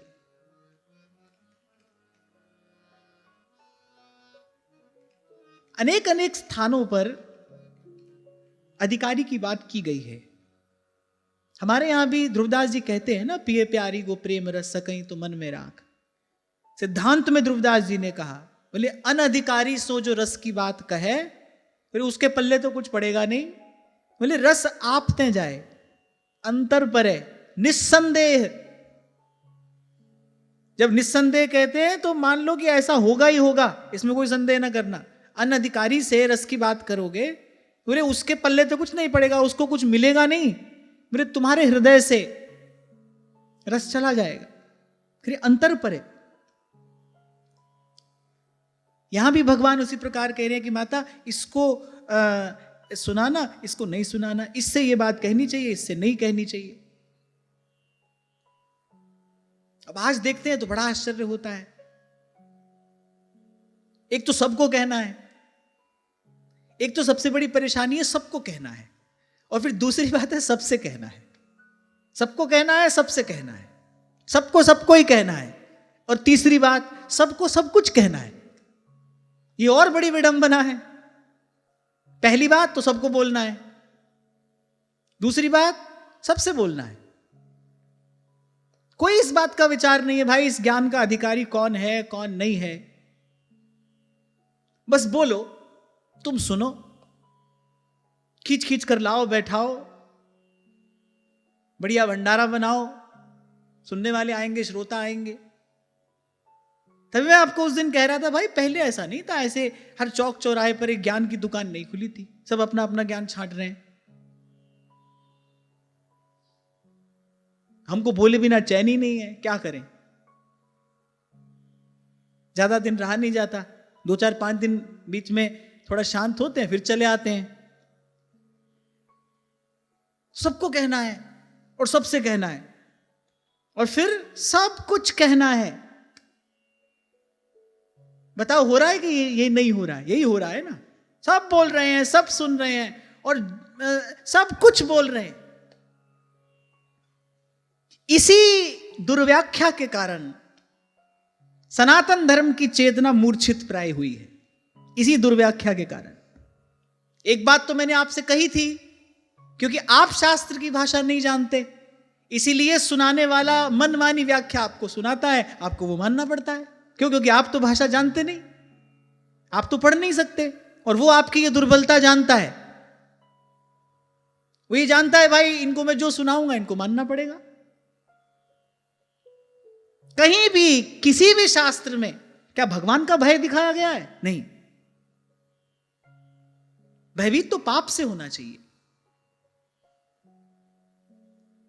पाप से डरिए, भगवान से नहीं। अरे भगवान जैसा दयालु और कौन है? कर्म क्षमा नहीं करता, कर्म फल क्षमा नहीं करता। होनी हो के रहे विधना टारे ना ही टरे। विधाता जो लिखता है वो होके रहता है। भगवान तो बड़े दयालु हैं। भगवान के चरणों में जीव पहुंच जाए फिर तो करी है कहा नवग्रह रंक, जो पे कृष्ण चरण मन अर्पित।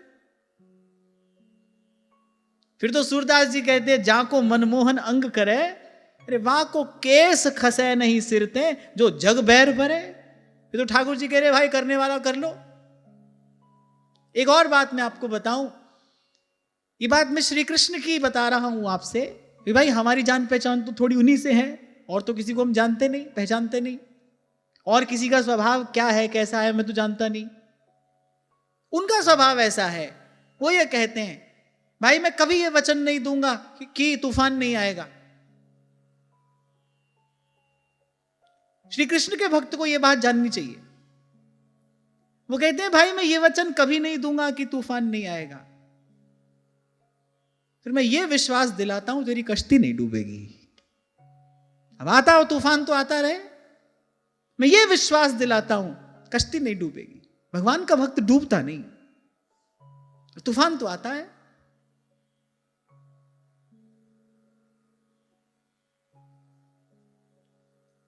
तो डरिए तो पाप से डरिए, जो नहीं करना उसे ना करिए, क्योंकि वो यदि बीज पड़ा तो फिर उसको उसका फल पाने के लिए, भोगने के लिए या भुगतने के लिए उपस्थित होना पड़ेगा, उससे नहीं बचा जा सकता।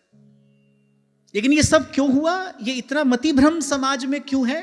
शास्त्र की दुर्व्याख्या के कारण। अपने लाभ और लोभ के लिए मनमानी व्याख्या हुई। सब बोल रहे हैं, सबको बोल रहे हैं, सब कुछ बोल रहे हैं। अरे अपना कुछ विषय भी तो होता है।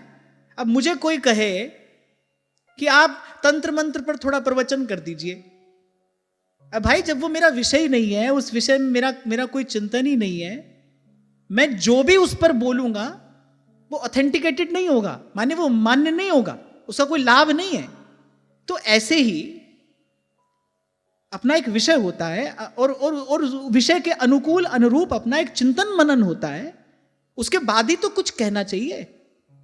अरे तभी तो उस दिन मैं आपसे कह रहा था भाई ये वो देश है जहां अध्यात्म के सर्वोज्वल सिद्धांत प्रकट हुए हैं। आचार्य परंपरा से हमारे पास श्रीमद् भागवत जैसा ग्रंथ है, शास्त्र है। और मैं इसको ग्रंथ शास्त्र भी क्यों कहूं, हमारे पास श्रीमद् भागवत जैसी ब्रह्म विद्या है।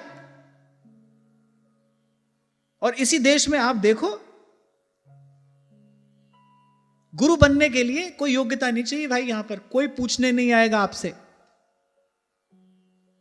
अंट संट बोल के, नाचकर गाकर, चटक के मटक के, आज तो बस आप YouTube पे अपने सब्सक्राइबर्स बना लो, बस हो गया काम। थोड़ी आपको लोक मान्यता प्रतिष्ठा प्राप्त हो जाए, सब आपके पीछे हैं। आप जो कह रहे हो वही ठीक है, आप जो कह रहे हो वही सिद्धांत है। पर मैं एक बात कहता हुआ आगे बढ़ूं, सब सुने, मैं भी सुनूं, आप भी सुने, और जहां तक की बात जाए सब सुने। धर्म के मूल स्वरूप को विकृत करके धर्म का प्रचार कभी नहीं हो सकता, धर्म की रक्षा कभी नहीं हो सकती। मैं आपको एक छोटा सा उदाहरण देता हूं, आपसे एक प्रश्न पूछता हूं। चलो, किसी फ्रेंच व्यक्ति को यदि महामृत्युंजय मंत्र का अनुष्ठान करना है, लेकिन वो व्यक्ति फ्रेंच है, उसको महामृत्युंजय मंत्र का अनुष्ठान करना है, अब आप उसको महामृत्युंजय मंत्र फ्रेंच में लिख कर दोगे या उसको संस्कृत सिखाओगे? उसको संस्कृत सीखनी पड़ेगी ना, मंत्र तो मंत्र ही रहेगा, और मंत्र का मंत्रवत जप किया जाएगा तभी तो सिद्धिप्रद है वो। उसके विधि निषेध का पालन करते हुए मंत्र का मंत्रवत जप किया जाएगा तभी तो सिद्धि मिलेगी, तभी तो कुछ मिलेगा। या आप फ्रेंच में महामृत्युंजय लिख कर दे दोगे उसको? कहने का मेरा तात्पर्य यह है, हमको अपने जीवन को धर्म के अनुकूल बनाना है। धर्म के कुछ शाश्वत मूल्य हैं, कुछ शाश्वत सिद्धांत हैं। शाश्वत का अर्थ ही होता है जिसमें कोई परिवर्तन ना हो, जिसमें कोई परिवर्तन नहीं होता। सत्य, एक रस, अखंड। हमको अपने जीवन को शास्त्राज्ञा के अनुकूल बनाना है। अपनी सुविधा देखते हुए हमको इसकी व्याख्या नहीं करनी है। हम नहीं कर सकते। जो कर रहे हैं वो शास्त्र के अपराधी हैं, जो कर रहे हैं वो धर्म सिद्धांत के अपराधी हैं। और जब कभी ऐसा प्रसंग आता है तो इतनी बात कहना मैं अपना कर्तव्य समझता हूं, और मैं जो कहता हूं वो मैं अपने लिए पहले कहता हूं, बाद में आपके लिए कहता हूं। बड़ी कृपा से अहो अमीशाम किमकारी शोभनं, श्रीमद् भागवत कहती है एतदेव ही देवा गायंती, देवता गाते हैं। वहां स्वर्ग में बैठे देवता हम भारतवासियों को देखकर कहते हैं, भाई क्या इन पर स्वयं श्री हरि प्रसन्न ही हो गए हैं जो उनको भारत भूमि पर मनुष्य का जन्म मिला है। धन्य धन्य हमारी आचार्य परंपरा, और उससे भी धन्य हम जो हमको ऐसी परंपरा, ऐसी समृद्ध परंपरा प्राप्त हुई। शंकराचार्य, रामानुजाचार्य, वल्लभाचार्य, ऐसा समृद्ध चिंतन हमको प्राप्त हुआ है। जीवन सिद्धि के सूत्र जिन्होंने दिए।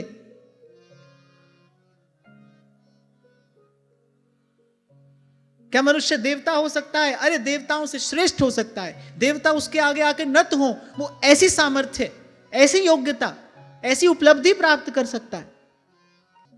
तो भगवान जब यहां कहते हैं तो हमको विचार करना चाहिए ना, क्यों कह रहे हैं भगवान ये बात। भगवान ने कहा माता अनधिकारी से बात न कहना। जो योग्य हो, जो अधिकारी हो, और भोजन का अधिकारी कौन होता है? जो भूखा है वो भोजन का अधिकारी है। ऐसे ही ये ज्ञान जो मोक्षप्रद है, इसका अधिकारी कौन है? जो मुक्ति कामी है, जो मुमुक्षु है, जो इस संस्कृति से मुक्त होना चाहता है, वो इसका अधिकारी है। आपसे पूर्व भी मैंने कहा था, श्रीमद् भागवत का फल क्या है? योत्फलम च नंदनंदनः, श्री कृष्ण के चरणों की प्रीति, रति, अनुराग, भक्ति, ये श्रीमद् भागवत का फल है। अरे सीधे सीधे भगवान वेदव्यास 10वें स्कंद से ही कथा आरंभ करते, कृष्ण की लीला ही कहते। कृष्ण लीला कहने के लिए भागवत की रचना हुई है, और वहां तक पहुंचने के लिए प्रथम स्कंद से 9वें स्कंद पर्यंत कृष्ण लीला में, उस रस में प्रवेश करने के लिए जैसी योग्यता, पात्रता चाहिए, भगवान वेदव्यास उस पात्रता का निर्माण करते हैं। श्रीमद् भागवत क्या है? निगम कल्पतरोर गलितम फलम, फल है। और जिस नित्य विहार के हम उपासक हैं वो इसी फल का रस है।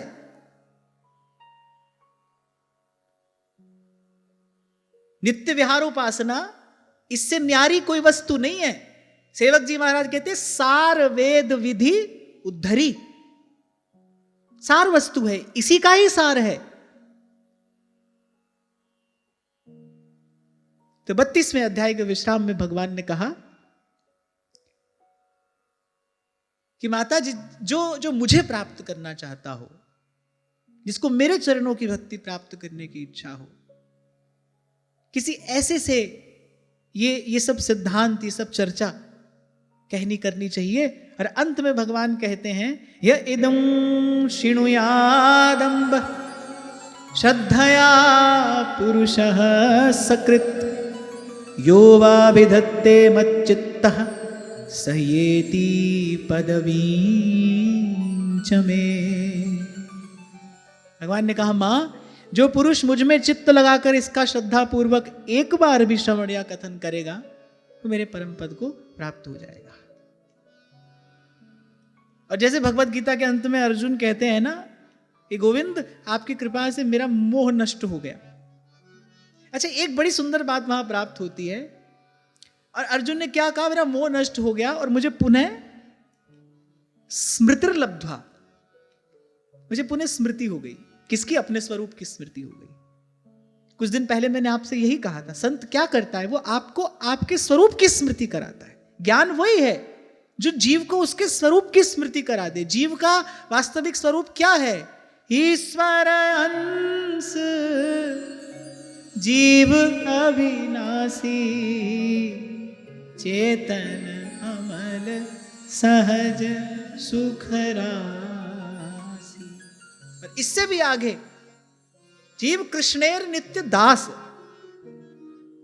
वो चेतन है, अमल है, सहज सुख की राशि है और भगवान का दास है, वो भगवान का सेवक है।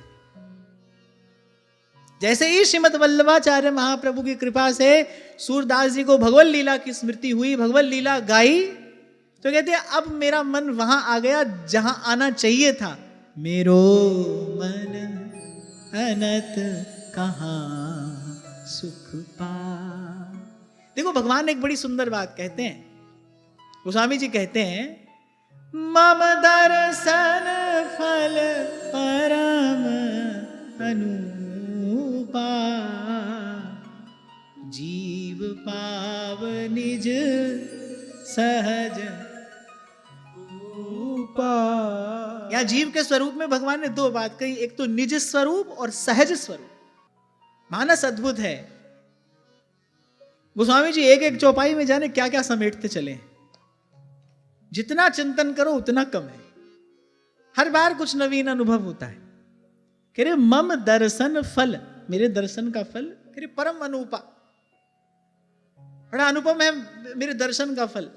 क्या है? जीव पाव निज सहज स्वरूप। सहज स्वरूप क्या है? चेतन अमल सहज सुख राशि। और निज स्वरूप क्या है? प्रभु का दास। अब भगवान के दर्शन का ये फल है। कैसे?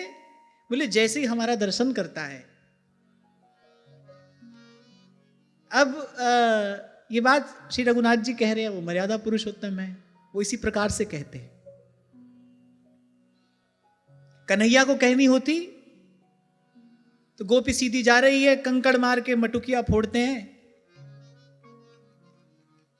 उसका ध्यान अपनी ओर खींचते हुए कहते हैं, नेक हमारी ओर देख ले, कहां सीधी चली जा रही है। वो तो ऐसे कहते हैं, पर ये मर्यादा पुरुषोत्तम है, ये दूसरी प्रकार से कह रहे हैं। बोले मम दर्शन फल परम अनुपा, जीव पाव निज सहज स्वरूपा।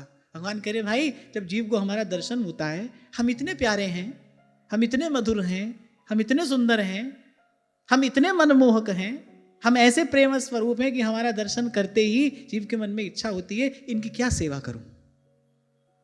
जब गुरु कृपा से भगवत दर्शन होता है, यही भाव मन में आता है, भाई इनकी क्या सेवा करें। हमने तो भाई कई बार इस बात का अनुभव किया कि कभी मन में कोई बात आ भी जाएगी, आज जब राधा वल्लभ लाल का दर्शन करेंगे तो ये बात कहेंगे, और उनके सामने जाते ही सब भूल जाता है। प्रभु के सामने बस एक ही बात याद रहती है, मैं बलिहार प्यारे जू, बलिहार प्यारे जू, तेरी मंद मंद मुस्कनिया पे, तेरी मोर मुकुट लटकनिया पे, तेरी पायल की पैंजनिया पे, बलिहार प्यारे जू, बलिहार प्यारे जू। सहज स्वरूप है कि शुद्ध है, बुद्ध है, और निज स्वरूप क्या है? प्रभु का दास है, प्रभु का सेवक है। दर्शन करते ही ये फल प्राप्त होता है। दर्शन करते ही जीव को अपने स्वरूप का बोध होता है, अरे मैं तो प्रभु का दास हूं, सेवा की इच्छा होती है, इनकी कुछ सेवा करें।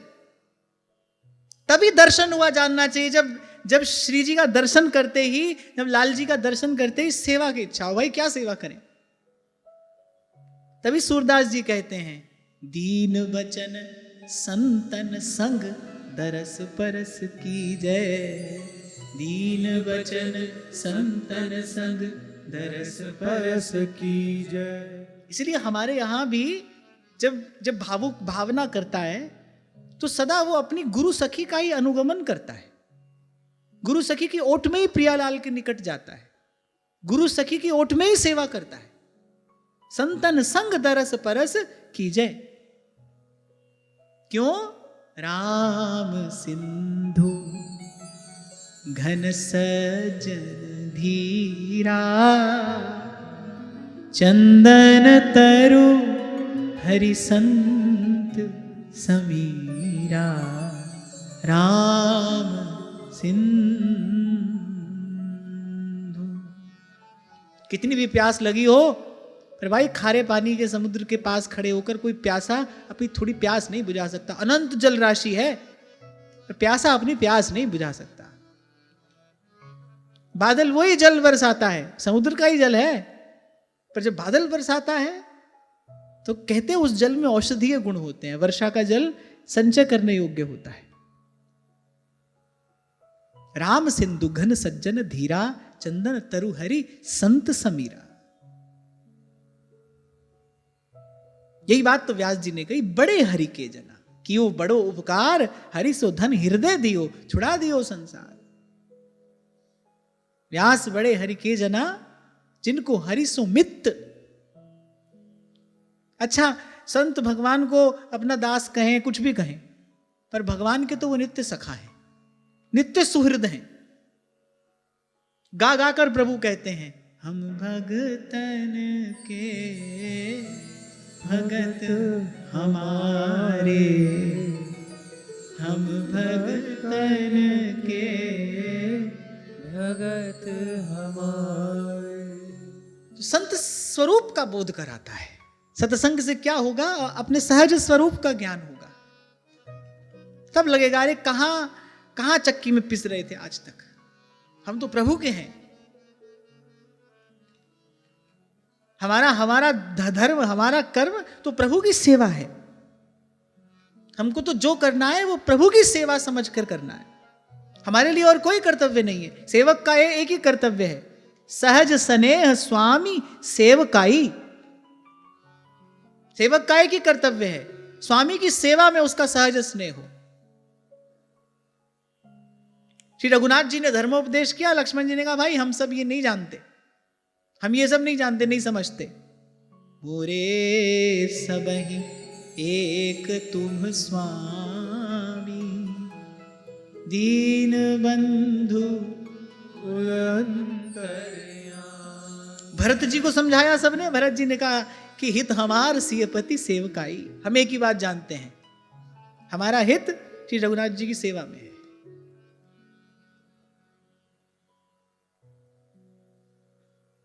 तो श्री मैत्रेयी जी कहते हैं कि श्री कपिल भगवान के ये सब वचन सुनकर करदम जी की प्रिय पत्नी माता देवहूति के मोह का पर्दा फट गया और बार बार श्री कपिल भगवान के चरणों में प्रणाम करने लगी। अब माता है, प्रणाम करती हैं, पर पहले ही कहा वो जो दुरंत मोह है जिसके कारण जीव अपने आप को माता पिता पुत्र आदि समझता है, वो मोह तो नष्ट हो गया। उस दुरंत मोह का तो अंत हो गया। माता देवहूति अपने स्वरूप में स्थित हो गई। अब दर्शन हो रहा है भाई जो सामने बैठे हैं ये कौन है? यही सच्चिदानंद परमात्मा है। माता स्तुति करती है भगवान की। सत्वं भृतो में जठरेण नाथ, कथं नु यस्योदर एतदासीत्, विश्वं युगान्ते वटपत्र एक, शेते स्म माया शिशुरंघ्रिपान। बड़ा सुंदर श्लोक है। माता कहती है नाथ कैसी विचित्र बात है, जिनके उदय में प्रलय काल आने पर ये सारा प्रपंच लीन हो जाता है, जो अनंत कोटि ब्रह्मांड नायक हैं, और जो कल्पांत में नन्हे से शिशु का रूप धारण करके अपने ही चरण का अंगूठा चूसते हुए अकेले वट वृक्ष के पत्र पर शयन करते हैं। वटस्य पत्रस्य पुटेशयानम बालम मुकुंदम मनसा स्मरामि, करारविंदेन पदारविंदम मुखार।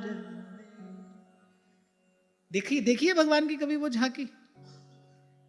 वटपत्र पर बालकृष्ण अकेले लेटे, और अपने ही श्री चरण का अंगूठा अपने मुख में लिए। ऐसा चित्र शायद देखा होगा आपने। बालम मुकुंदम मनसा स्मरामि। अच्छा, एक बार किसी ने पूछा भगवान से, बोले अपने पैर का अंगूठा चूस रहे थे। ठाकुर जी ने कहा भाई अब हमने सोचा अकेले हैं, अब इस समय कोई है तो नहीं, तो देखें भाई हमारे चरणों में आखिर ऐसा कौन सा रस है। एक क्षण के लिए भी हमारे भक्त इनको छोड़ते नहीं, लिपटे ही रहते हैं, चिपटे ही रहते हैं, ध्याते ही रहते हैं, इनकी महिमा ही गाते रहते हैं। कहीं भी किसी भी भक्त के सामने हम चले जाएं, बोले प्रभु अपने चरणों की भक्ति दीजिए, चरणों की भक्ति दीजिए। बोले आपका दर्शन भी हो कि ना हो, धर्म नारथ न काम रुचि, गति न चाहूं निर्वाण, जन्म जन्म रति राम पद, यह वरदान न आन। बोले सब इन्हीं चरणों के पीछे पड़े हैं। तो हमने सोचा भाई इस समय कोई है नहीं, हम अकेले ही हैं, हम तो अकेले ही हैं, तो एक बार देखें क्या इन चरणों में आखिर ऐसा कौन सा रस है। अच्छा देखो, माता को भी किस स्वरूप का स्मरण हुआ। बालम मुकुंदम मनसा स्मरा। कितनी अद्भुत बात है। अनेक अनेक रूप हैं भगवान के, पहचान गई हैं आप कौन है। बालम मुकुंदम मनसा स्मरा। तो माता कहती है हे प्रभु कैसी विचित्र बात है, आप अनंत कोटि ब्रह्मांड नायक हैं, जो प्रलय काल उपस्थित होने पर कल्पांत में बालक का रूप धारण करके वटपत्र पर पड़े अपने ही चरणारविंद का अंगुष्ठ अपने मुख में लेकर शयन करते हैं, आपको मैंने अपने गर्भ में धारण किया है। यन्नामधेय श्रवणानुकीर्तनात्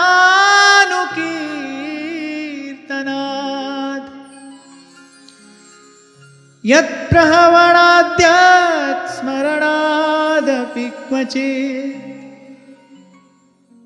स्वादोऽपि सद्यः सवनाय कल्पते कुतः पुनस्ते भगवन्नु दर्शनात्। भगवान के नाम की, भगवत स्मरण की अद्भुत महिमा प्रतिष्ठित करने वाला ये श्लोक है। माता कह रही है भूले भटके भी कोई आपका नाम ले ले, कह रही यदि कुत्ते का मांस खाने वाला चांडाल हो वो भी ब्राह्मण के समान पूजनीय हो सकता है। आपका स्मरण करने से कौन पवित्र नहीं हो जाएगा। भगवान वेदव्यास का एक श्लोक है, वो कहते हैं तीनों लोकों के पापी एक साथ मिलकर भी इतना पाप नहीं कर सकते जो एक बार भगवान नाम लेने से नष्ट ना हो जाए। श्री ध्रुवदास जी कहते हैं ना, हेम को सुमेर दान, रतन अनेक दान, गज दान, अन्न दान, आगे भूमि दान करही, मोतीन को तुला दान, मकर प्रयाग नान, और ग्रहण में काशी दान, चित्त शुद्ध धरही। मकर में प्रयाग नहान हो रहा है ना, वहां भी बड़ी अद्भुत लीला हो रही है। हेमदान, कन्यादान, कुरुक्षेत्र गौदान, फिर इतने में पापन को नेक हूं न हरही। नेक हूं 0.5% भी नहीं, इतने में पापन को नेक हूं न हरही। अच्छा ये सब इकट्ठा मिलके तो कोई कर भी नहीं सकता। हेम को सुमेर दान कौन करेगा। हेम को सुमेर दान, समझे। हेम माने और सुमेर माने सुमेरु पर्वत, इतना सोना दान करे कोई, कौन करेगा भाई।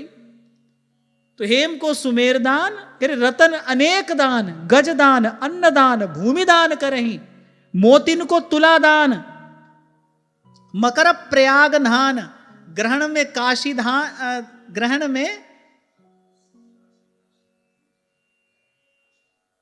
में काशी नान, चित्त शुद्ध धरही, और सेजदान, कन्यादान, कुरुक्षेत्र गौदान, इतने में पापन को नेक हूं न हरही। कृष्ण केसरी को नाम एक बार लीन्हे, ध्रुव पापी तिहु लोकन के छिन माहि तरही, पापी तिहु लोकन के छिन माहि तरही। कहो कहाँ लगी नाम बड़ाई, राम न सकहि नाम गुण गाय। अगर मैं ये कह दूं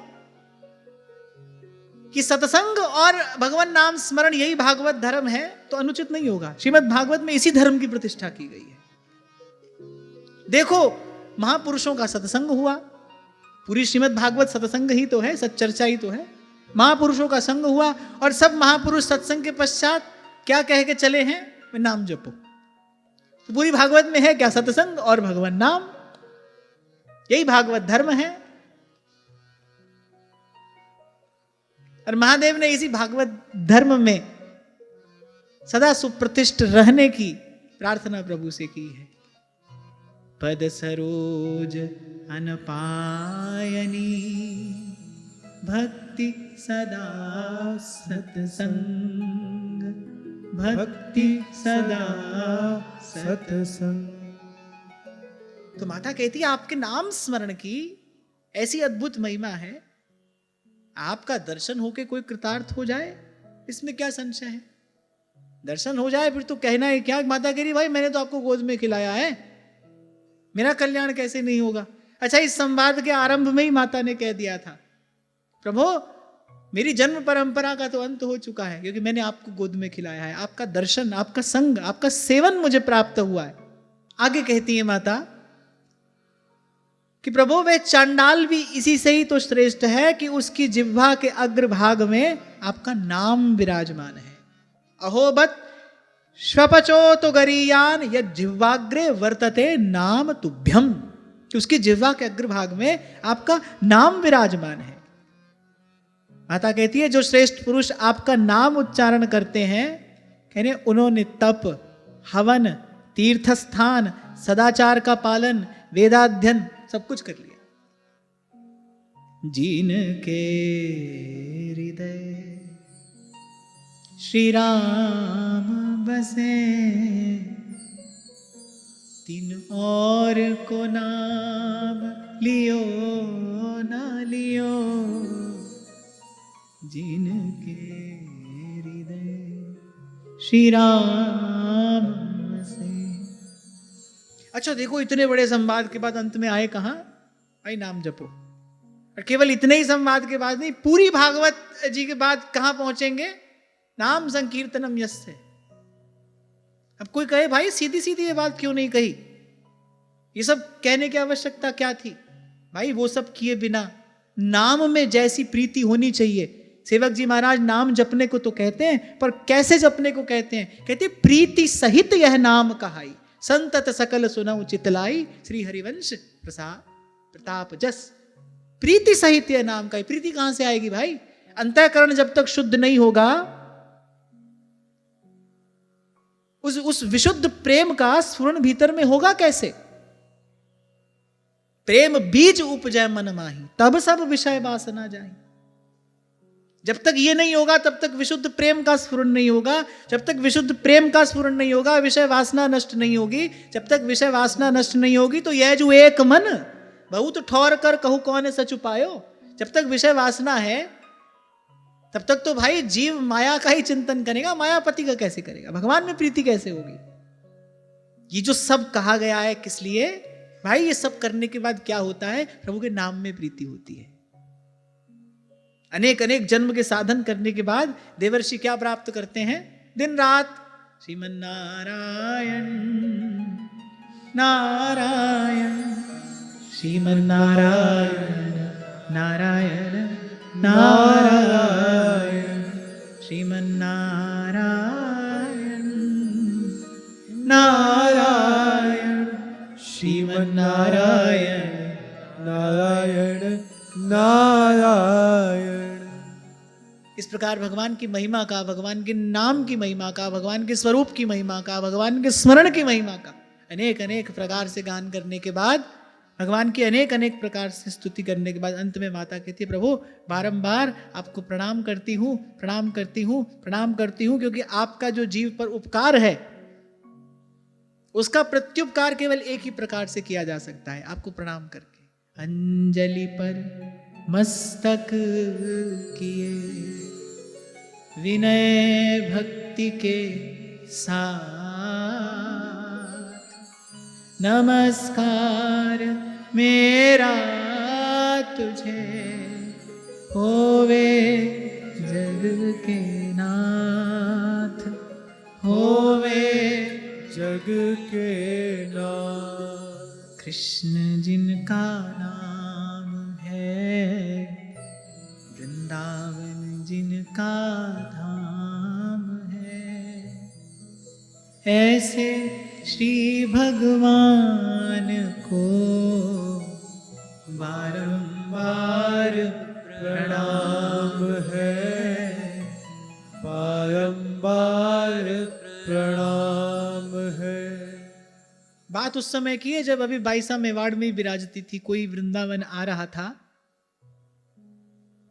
तो उसने बाईसा से पूछा कि हम वृंदावन जा रहे हैं, आपकी ओर से कोई भेंट हो, प्रभु की कोई सेवा सामग्री हो। आप देखो वो मेवाड़ की पट्ट महिषी हैं, फिर कहा कि मैं प्रभु को क्या भेंट करूं, मेरे पास उनको भेंट करने के लिए क्या है। और क्या कहा, आप जा ही रहे हैं, बस इतना ही कहिएगा, मारो प्रणाम बाके बिहारी जी, मारो प्रणाम बाके बिहारी जी। पूछने वाले ने तो इसलिए पूछा, भाई महारानी है, कुछ हीरा मोती मणिमाणिक भेजेंगी ठाकुर जी के लिए। और वो महारानी होती तो ये सब भेजती ना। वो कौन है? मीरा दासी जन्म जन्म री, मीरा दासी जन्म जन्म री, मारा घर आंगन आजो जी, मारा घर आंगन आजो जी, सांवरा हमारी प्रीत निभाजो जी, सांवरा हमारी प्रीत निभाजो जी। भगवान प्रसन्न हुए। भगवान ने कहा, माता ये जो सुगम मार्ग मैंने तुम्हें बताया, सुगम मार्ग ही माता ने पूछा था। माता ने कहा, प्रभु मैं स्त्री हूं, अबला हूं, मेरे अनुकूल अनुरूप जो मार्ग हो वो आप मुझसे कहिए। तो भगवान ने कहा, माता ये सुगम मार्ग जो मैंने तुम्हें बताया, इसका अवलंबन करने से तुम शीघ्र ही परम पद प्राप्त कर लोगी। तो इस प्रकार आत्मज्ञान का उपदेश करके श्री कपिल भगवान अपनी माता से अनुमति लेकर वहां से प्रस्थान किए। अब भगवान का स्वभाव देखो, जा रहे हैं पर माता से अनुमति लेकर जा रहे हैं। माता भले जान गई ये भगवान है, पर भगवान तो अभी उसी भाव भरे संबंध का निर्वाह कर रहे हैं। अनुमति ली माता से अनुमति लेकर गए। देवहूति जी ने भी उसके बाद तपोमय जीवन व्यतीत किया। वो जो अद्भुत सुख सामग्री थी, वर्णन किया है यहां पर। सुकोमल शैया से युक्त हाथी दांत के पलंग, सुवर्ण के पात्र, सोने के सिंहासन, अरे क्या क्या नहीं था उन महलों में जहां देवहूति जी वास करती थी। हम तो भाई क्या ही छोड़कर आए हैं और क्या ही छोड़ पाएंगे। देव दुर्लभ भोग सामग्रियां उनके पास में हैं, सब छोड़कर तपोमय जीवन व्यतीत करना आरंभ किया। बड़ा सुंदर श्लोक यहां पर मिलता है। ब्रह्मण्यवस्थित मतिर भगवत्यात्म संश्रये निवृत्त जीवापत्यत्वात् क्षीण क्लेशाप्त निर्वृति। बड़ा सुंदर श्लोक है कि रे भगवान में बुद्धि स्थिर होने से जीव भाव निवृत्त हो गया। सूत्र मिलता है जीव का जीवत्व कैसे नष्ट होगा। देखो भाई, जब तक जीव है तब तक तो इसमें कुटिलता रहेगी। जब तक आप हैं तब तक आपका स्वभाव भी तो है। और जीव का स्वभाव क्या है? श्रीमद् वल्लभाचार्य महाप्रभु कह रहे भाई स्वभाव से तो दुष्ट है, स्वरूप से शुद्ध है, स्वरूप से शुद्ध है पर स्वभाव से दुष्ट है। अच्छा, दुष्टता भी क्या कही है श्री महाप्रभु जी ने? अरे भाई भजन नहीं करता। अच्छा चलो भजन ना करे, कुछ और भी ना करे, बोले नहीं सब करता है। सर्वम कुर्वन्ति भगवंतम न भजन्ति। जो कुछ भी नहीं करता उसको भगवान भजन के लिए नहीं कहते। भाई तो कुछ भी नहीं करता। जो अवधूत होते हैं कुछ भी नहीं करते, अपने स्वरूप में स्थित पड़े हैं। चिदानंद रूपः शिवोहम शिवोहम। पर बोली भाई तू सब करता है, सर्वम कुर्वन्ति भगवंतम न भजन्ति। तभी महाप्रभु कान खींचते हुए कहते हैं, अरे तू बालक नहीं भर्यो सयानप, काहे कृष्ण भजत नहीं नीके। और सब भी तो करते हो, ये क्यों नहीं करते? काहे कृष्ण भजत नहीं नीके।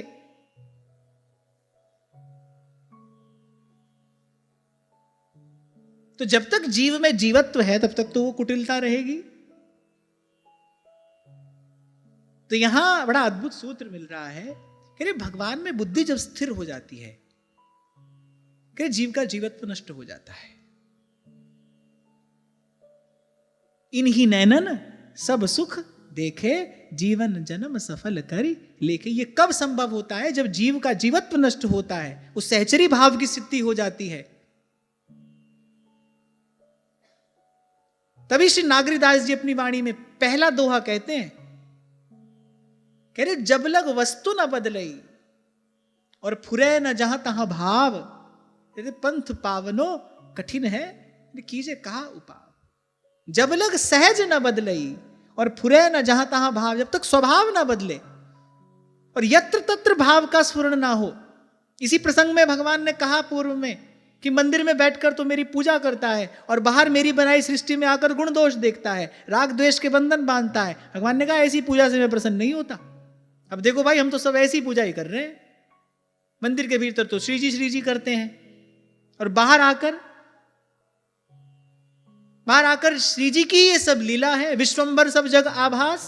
जिस हित की हम मंदिर में बैठकर उपासना करते हैं, ये जो बाहर पसारा है ये किसका? ये हितमय ही तो है, हित का ही तो पसारा है। यहां राग है, द्वेष है, झगड़ा है, झंझट है। तो भगवान कह रहे भाई ऐसी पूजा सेवा से हम प्रसन्न नहीं होते। हम तो भाई सब यही करते आ रहे हैं।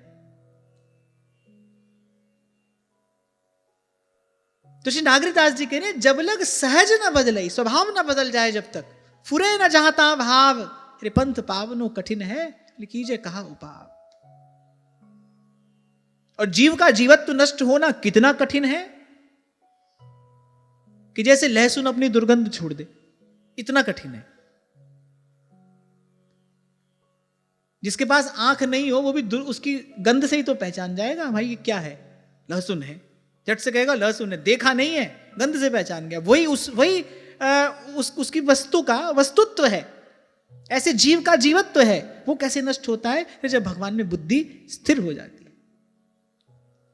महर्षि जी शरणानंद जी महाराज यही बात कहते थे ना, यही बात उन्होंने अपने शब्दों में कही कि जैसे ही मति भगवान के चरणों में स्थिर होती है, श्रुतियों का ज्ञान उसके हृदय में अपने आप प्रकट हो जाता है।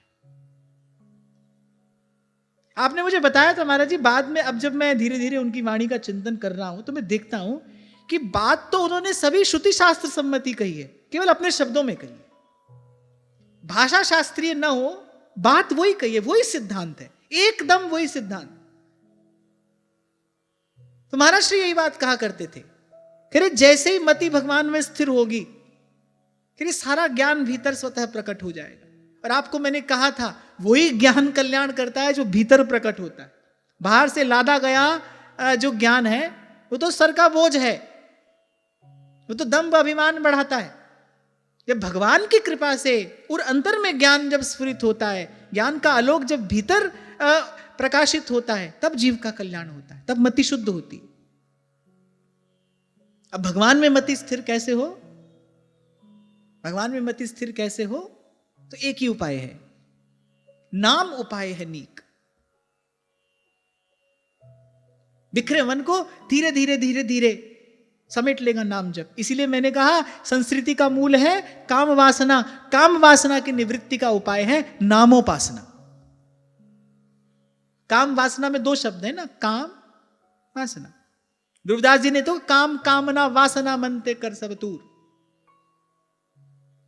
तो काम के लिए नाम, कामना के लिए भावना, वासना के लिए उपासना। भाव से नाम की उपासना से काम कामना वासना दूर होगी। फिर राधा वल्लभ लाल भज रसिकन जीवन मूर। अरे बड़ा विचार के ध्रुवदास जी ने कहा है, प्रथम नाम हरिवंश हित रट रसना दिन रैन। बोले सब हो जाएगा इससे, कुछ और नहीं करना। प्रीति रीति तब पाइए वृंदावन अरु वृंदावन। ऐसा भगवान में चित्त लगा, पहले अपने शरीर की भी सुधि नहीं थी, प्रारब्ध ही उसकी रक्षा करता था। देखो कितनी अद्भुत बात है, आप अपनी रक्षा न करो तो भी अगर शरीर रहना है तो प्रारब्ध उसकी रक्षा करेगा, प्रारब्ध रक्षा करेगा।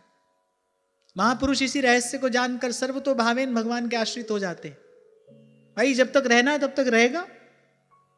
यही बात तो मैंने आपको एक बार कही थी, जो कार्य प्रकृति प्रारब्ध कर रहे हैं उसमें आपको अपना हाथ लगाने की आवश्यकता क्या है? अपनी शक्ति वहां क्यों गंवा रहे हो? वो तो कार्य अपने आप हो ही रहा है। आप तो जो काम करने के लिए जीवन मिला, शक्ति मिली, आप वो काम करो ना। मेरो मन राम ही राम रटे। सूरदास पारस के पर से मिटत लोह की खोट, बड़ी है हरि नाम की ओट, बड़ी है हरि नाम की ओट। थोड़े ही समय में माता देवहूति ने परमात्मा स्वरूप श्री भगवान को प्राप्त कर लिया। जिस स्थान पर उनको सिद्धि प्राप्त हुई वो सिद्ध पद नाम से विख्यात हुआ। और यहां मैत्रेय जी बता रहे हैं, साधु स्वभाव विदुर जी योग साधन के द्वारा उनके शरीर के सारे दैहिक मल दूर हो गए थे। जिसके शरीर के सारे मल दूर हो गए, माने जिसका शरीर चिन्मय हो गया, शुद्ध हो गया, विकार मुक्त हो गया, अब वो पंचभूत में तो मिलेगा नहीं। तो कह रहे माता देवहूति का वो जो पवित्र देह था, यानी वो नदी के रूप में परिणत हो गया, जो सिद्ध गणों से सेवित है, सब प्रकार की सिद्धि देने वाला है। और कपिल भगवान तो आज भी विराजमान है, अनेक अनेक सिद्ध गण उनकी सेवा कर रहे हैं। इस सारे संवाद के अंत में घटना क्या घटती है? कहत कबीर सुनो भाई साधो, नाम रंग लागा।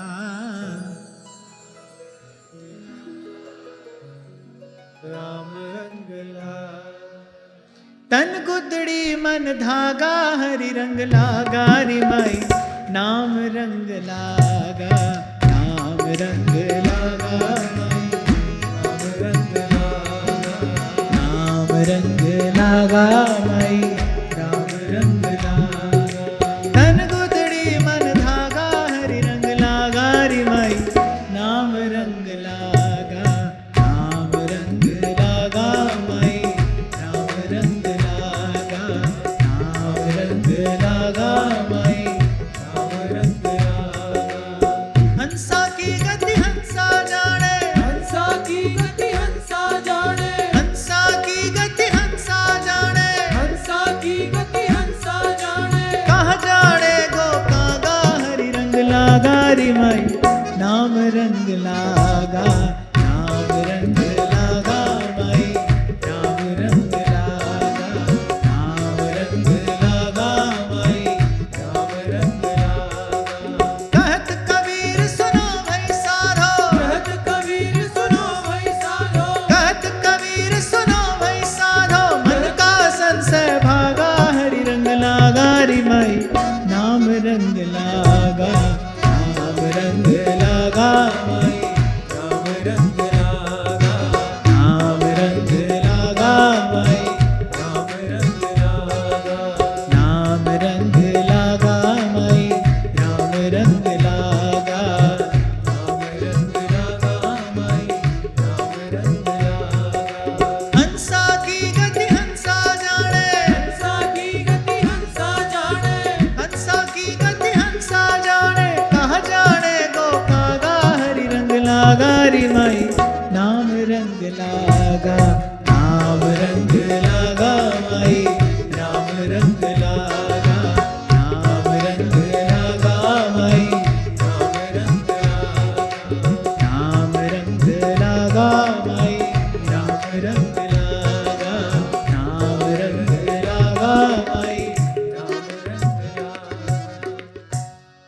इदं मनुष्यिणोति यो भिधत्ते कपिलमुनेर्मतमात्मयोगगुह्यम् भगवती कृतधीः सुपर्णकेता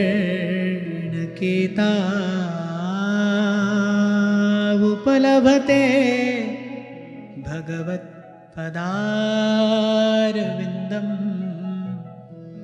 भगवत्पदारविन्दम् भगवत्पदारविन्दम्। और श्री मैत्रेयी जी श्री विदुर जी से कहते हैं, हे निष्पाप विदुर जी, आपके पूछने से मैंने ये भगवान कपिल और देवहूति का परम पवित्र संवाद सुनाया। ये जो कपिलोपाख्यान है, ये अध्यात्म योग का गूढ़ रहस्य है। जो पुरुष इसका श्रवण या वर्णन करता है, भगवान गरुड़ध्वज की भक्ति से युक्त होकर शीघ्र ही श्री हरि के चरणारविंद को प्राप्त करता है। श्री जी की कृपा से आपको हमको भी ये पवित्र आख्यान कथन श्रवण का सौभाग्य मिला और इसके प्रसाद स्वरूप हमारी मति भी श्री भगवान के श्री चरणों में स्थिर हो और हम भी इसी जीवन में भजनानंद की प्राप्ति कर सके। आज की वार्ता यही श्री जी के चरणों में निवेदन करता हूँ। महाराज श्री के चरणों में प्रणाम। आप सबके हृदय स्थित प्रभु को नमन।